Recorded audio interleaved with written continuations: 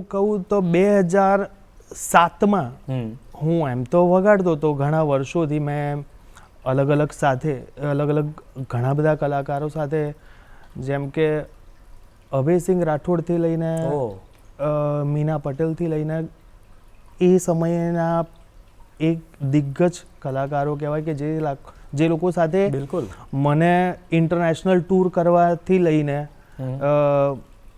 ઘણી બધી વસ્તુનો મને એમની સાથે પરફોર્મ કરવાનો મોકો મળ્યો.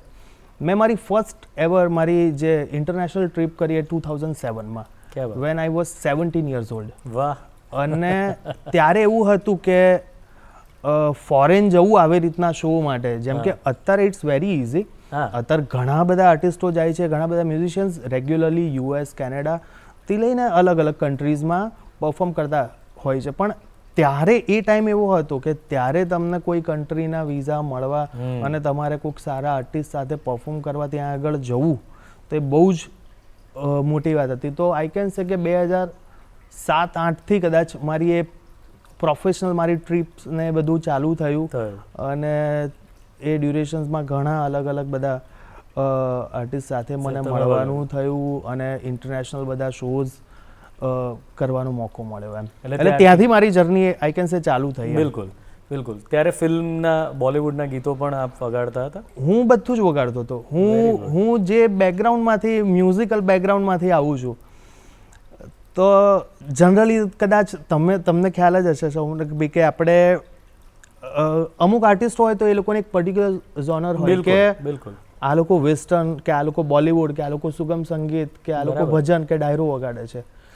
મેં મારી લાઈફમાં ભજન, ડાયરો, સુગમ સંગીત, ગઝલ, થોડું ઘણું અનપ્લગ, પછી બોલિવૂડ ઓર્કેસ્ટ્રાથી લઈને ઉત્તર ગુજરાતના જે ગરબા હોય છે એનો પાછો એક ટેસ્ટ અલગ હોય છે.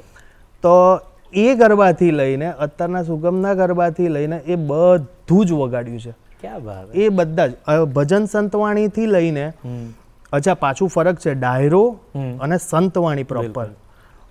તો એ ડાયરાથી લઈને સંતવાણીથી લઈને મેં અલગ અલગ સંગીતા લાબડિયાથી લઈને ઘણા બધા સરસ સરસ કલાકારો સાથે મને વગાડવાનો મોકો મળ્યો છે અને મેં એક્સપ્લોર કર્યું છે એમ.